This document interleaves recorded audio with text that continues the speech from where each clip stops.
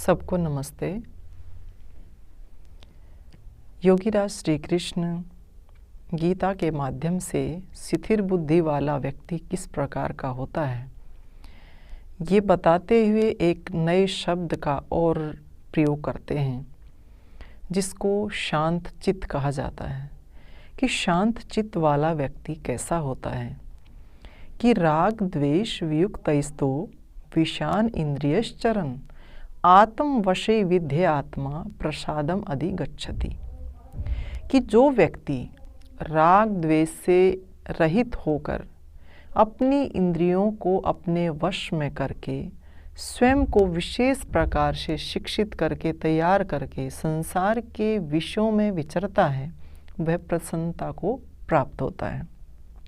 ये बात कही कि ये कहा शिथिल बुद्धि वाला व्यक्ति, शांत चित्त व्यक्ति कि संसार में रहे, क्योंकि संसार में के बिना काम नहीं चल सकता। व्यक्ति सामाजिक प्राणी है, समाज में रहेगा और विषयों के प्रति उसकी इंद्रियां जो है उन विषयों के प्रति आकर्षित ना हो। तो विषयों के प्रति आकर्षित ना हो, परंतु फिर भी उन इंद्रियों से ही काम लेना है। विषय सामने हैं, व्यक्ति को अपने दैनिक व्यवहार की जितने भी कार्य हैं, संसार के जितने विषय हैं, उनके माध्यम से ही करना होता है। तो व्यक्ति का चित्त किस प्रकार से शांत रहे, कैसा उसका व्यवहार हो, क्योंकि जब तक उसका चित्त शांत नहीं होगा, शिथिल नहीं होगा, वो अंदर की उस शांति को महसूस नहीं कर सकता।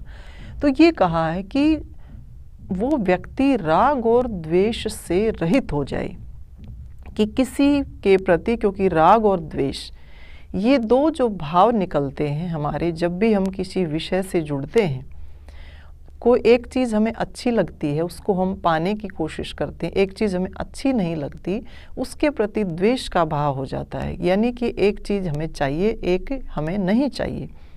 तो दोनों के प्रति जो हमारा भाव बनता है, वो जो तरंग पैदा होती है, उस तरंग को हमें निकलने नहीं देना। समता की स्थिति में हमें समता में रहना है, अपनी इंद्रियों को वश में करते हुए। और जब व्यक्ति इस प्रकार से अपने उस साधना को परिपक्व करता है कि ना किसी से राग और ना किसी से द्वेष, जब राग और द्वेष से ऊपर उठ कर के वो जीता है, क्योंकि राग द्वेष का जो भाव है संसार के विषयों के प्रति उसका पैदा होता है, चाहना और नहीं चाहना। परंतु जब उसकी कोई चाहत रहती नहीं है तो वो अपने आप में स्थित हो जाता है। जो व्यक्ति अपने आप में स्थित हो जाता है तो उसका जो चित्त है वो बिल्कुल शांत हो जाता है, वो अपने आप में स्थिर हो जाता है। और फिर उसके बाद उसको उसके परिणाम में क्या मिलता है कि प्रसादे सर्व दुखानां हानि सयोपजायते प्रसन्न चेतसो हयाशु बुद्धि प्रियव तिष्ठते। कि चित्त के प्रसन्न होने के बाद कि व्यक्ति जब शांत हो जाता है तो उसका जो चित्त है वो प्रसन्न हो जाता है। और जब चित्त प्रसन्न होता है तो उसके जो दुख हैं वो सारे के सारे दूर हो जाते हैं। क्यों? क्योंकि दुख का कारण जो है वो राग द्वेष बने हुए थे, सांसारिक उसके जो विषय थे वो बने हुए थे, सांसारिक कामनाएं जो विषय बने हुए थे उसके दुख का, तो वो दुख अपने आप दूर हो जाएगा। व्यक्ति अपने आप में शांत रहेगा तो सभी दुख जो है उसके दूर हो जाते हैं। और फिर क्या होता है, जब व्यक्ति बिल्कुल शांत होता है, उसका मन उसका चित्त जो है शांत होता है, तो क्या होता है, उसकी बुद्धि जो है वो शिथिल हो जाती है, अचल हो जाती है, निश्चल हो जाती है। फिर उसको किसी भी प्रकार की अंदर की हलचल जो है वो परेशान नहीं करती। और इसके विपरीत क्या होता है कि ना अस्ति बुद्धिर्युक्तस्य न चायुक्तस्य भावना न चा भावयतः शांतिर शांतस्य कुते सुखम। कि जिसकी बुद्धि, जो व्यक्ति ईश्वर से नहीं जुड़ता या योग से युक्त जिसकी बुद्धि नहीं होती, तो उसके अंदर समता का भाव जो है वो पैदा नहीं हो सकता।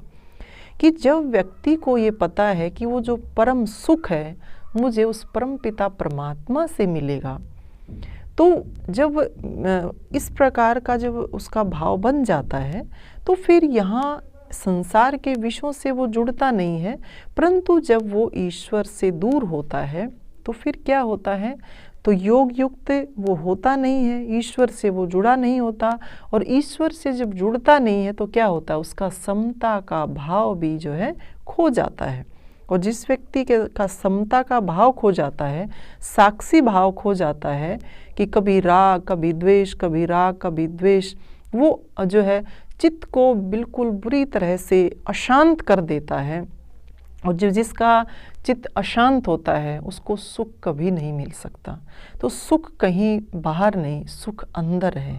सुख जो है समता के भाव में है, सुख जो है अपने आप को ईश्वर से जोड़ने में है। अंदर से ही वो सुख, अंदर से ही वो शांति, वो आनंद उपजता है। बाहर के विषयों में तो केवल और केवल बाहर के विषयों में राग पैदा करने से, द्वेष पैदा करने से तो केवल और केवल हमें दुख ही मिलेगा, अशांति ही मिलेगी, अस्थिरता ही मिलेगी। तो ये हमें प्राप्त नहीं करना।